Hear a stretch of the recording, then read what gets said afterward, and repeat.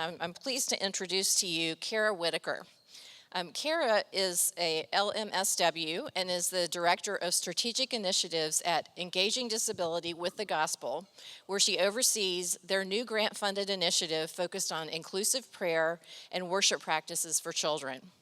She has published numerous accessible resources designed to help people of all ages and abilities know and love Jesus. She has a bachelor's degree in religious studies and a master's degree in clinical social work, both from the University of Chicago. She's a licensed special education teacher and licensed social worker. She worked as a special educator and district behavioral specialist in Chicago, Boston, and Cambridge public schools before joining the staff of Engaging Disability in 2021. She lives in Longview, Texas with her husband Tom and their 3 sons, the oldest of whom has autism. And today she'll be talking on a presentation called Does He Understand? How Presuming Competence Impacts Disability Ministry. Welcome, Kara.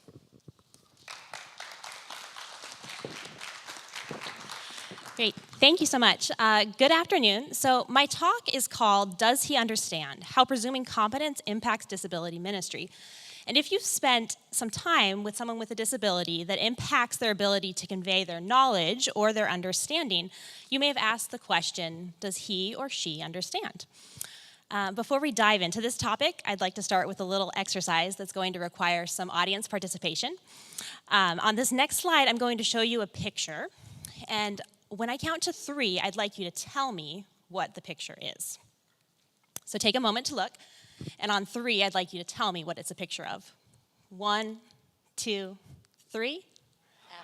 Apple. Wonderful. You looked at the picture, I asked you the question, and you told me that it was an apple.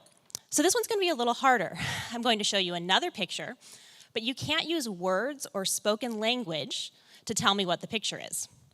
You cannot use words or spoken language to tell me what the picture is, but you can use your hands or your body to tell me, but no talking. 1, 2, 3. Wonderful. So for this one, I saw most folks doing the action of driving a car. So even though you couldn't use your words to tell me that you knew what it was, you used your body to show me that you in fact do know that it's a car. So this time is going to be really hard because I want you to tell me what this next picture is, but you can't use your words, your hands, or your body, all right? You cannot use your words or your body or your hands to tell me. 1, 2, 3.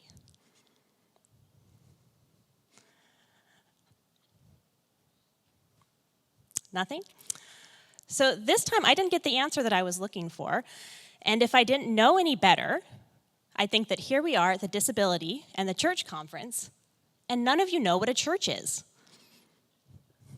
So this exercise might feel a little silly, but what I want to illustrate is that our ability to convey or demonstrate our knowledge and our understanding is largely connected to how well our brain and our body communicate with each other and how well they cooperate with us. If your brain and mouth do not cooperate to produce spoken language, and your brain and body do not cooperate to communicate through signing, gesturing, or actions, then someone might erroneously assume, like I just did, that you didn't know what a church was. But this is the reality for many of our friends with disabilities, especially those with non-speaking autism, dyspraxia, and apraxia. You're likely familiar with autism, but you may not know very much, if anything, about dyspraxia or apraxia. So these are the technical definitions of those words. An easy way to distinguish between the two is to think of dyspraxia as having to do with the body, and apraxia as having to do with speech. So dyspraxia is a neurological disorder that affects the brain pathways involved in planning the sequence of movements involved in producing speech. The brain knows what it wants to say, but cannot properly plan and sequence the required speech sound movements. Apraxia, I got those switched on the slides, but you see it right there. So apraxia is that top one, and dyspraxia is that bottom one. So dyspraxia is also known as developmental coordination disorder, and it's a chronic condition that begins in childhood, and it causes difficulties with motor movement skills and coordination. So both conditions can make it very challenging for individuals to complete motor tasks with consistency or accuracy. And while we generally think of motor as having to do with the body, speech is in fact a motor task.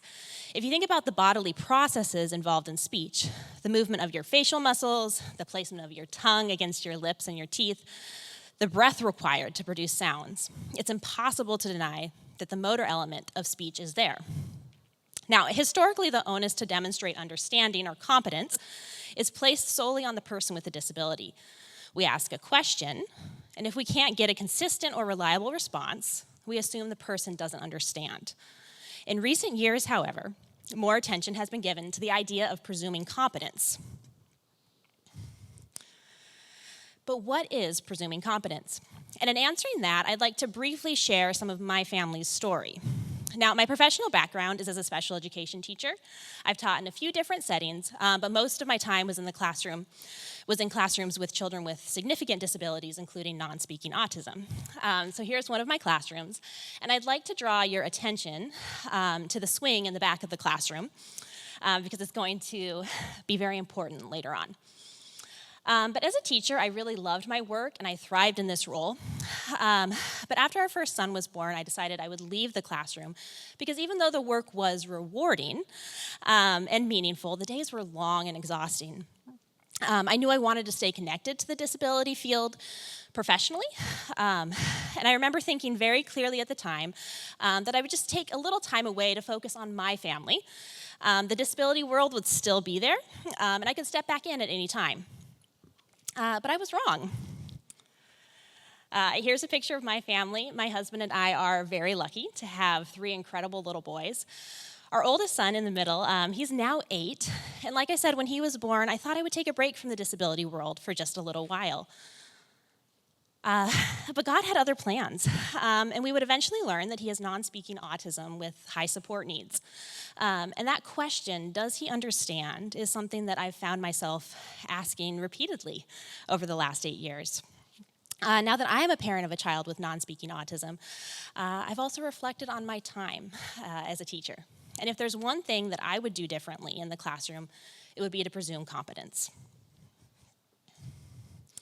So you can find varied definitions of presuming competence, but I've pulled together some of the main ideas to form this definition. Presuming competence is the belief that people are capable of thinking, learning, understanding, and contributing, even if effective ways to communicate that understanding have not yet been established. And I'd like you to focus on those last 4 words, not yet been established. The belief that even if someone cannot reliably communicate right now, we have hope that they might be able to do so in the future. And as we think about this definition, I want to draw your attention to the use of the word presume rather than assume. So some people may use them interchangeably, but the words have a subtle but very important difference in meaning. So when we assume, we make a guess without the evidence to support it. But when we presume, it's still a guess, but it's based on probability, and we have a higher degree of confidence in it because we're using our experiences and evidence to inform it. Now, in presuming competence, you might ask, well, what evidence do we have? And the reality is that we have countless voices of people with disabilities and their families that tell us just how capable they are. People with non-speaking autism and other disabilities have been able to express their feelings, their thoughts, their ideas, their hopes, and their dreams in a variety of ways, including through AAC devices, eye gaze technology, and spelling to communicate, among other communication modalities.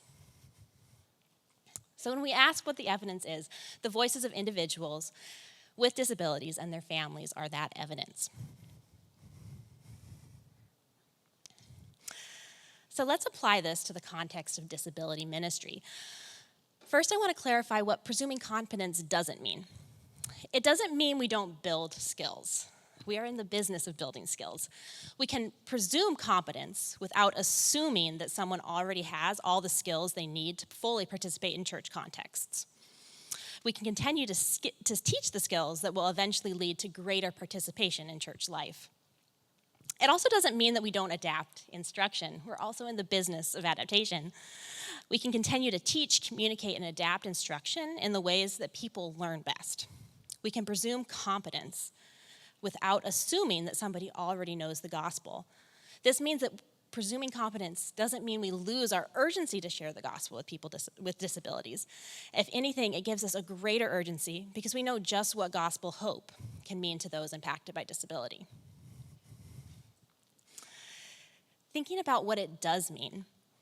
In the world of disability ministry, when we presume competence, we can consider what our words, actions, and postures communicate to people with disabilities and their families. We talk directly to people with disabilities, even if we know they may not be able to respond. We don't speak about people with disabilities as though they're not there or as if they don't understand what we're saying. We also humbly accept that there's a lot that we don't know. There's a lot we don't know about autism, apraxia, dyspraxia, and other disabilities. There's a lot we don't know about the human brain, and a lot we don't know about intelligence. Presuming competence requires that we approach disability ministry with a humility that acknowledges there's just a lot we don't know.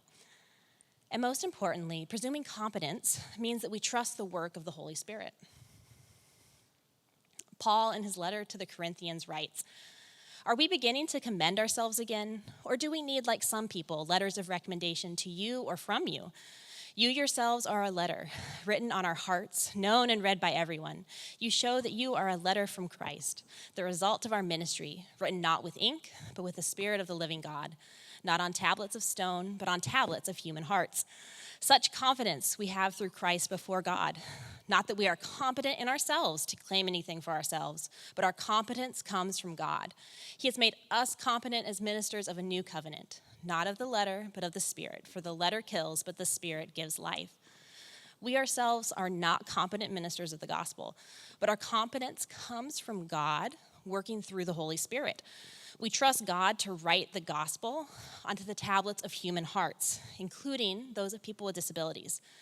Also, if God, who can make us competent ministers of the gospel through no special skills or abilities of our own, then he can certainly make people with significant disabilities not only recipients of that gospel, but also competent ministers of the gospel themselves. So I'd like to bring you back to that green sensory swing that I mentioned just a few minutes ago. And as I wrap up, I want to tell you about another green sensory swing. At our church, when our children reach school age, they leave the nursery and they sit with their families during the worship service. This can be challenging for many children, but especially for a child with non-speaking autism and significant sensory processing difficulties, this was a significant challenge. Our goal was to make it through the opening hymns, and then my husband and I would switch each week, taking our son to a break room where we would watch the sermon on a live stream. After noticing this weekly routine, our children's director asked what the church could do to better support us.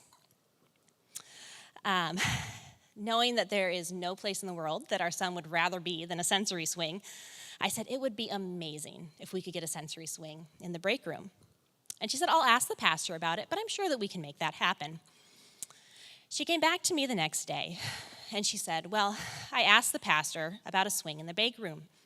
And he said, okay, but let's also put one in the sanctuary. We want him and we want your family worshiping with us. So here's my son with his green sensory swing in the sanctuary of our church. And we have now gone from worshiping together for just a few minutes to spending almost 45 minutes together worshiping alongside our church family. So friends, this is what presuming competence can look like. When we believe that people are capable of thinking, of learning, of understanding, and contributing, we can move the swing out of the break room, and we can move it into the sanctuary. So the question that I want to pose to you is, what could presuming competence look like at your church? Thank you.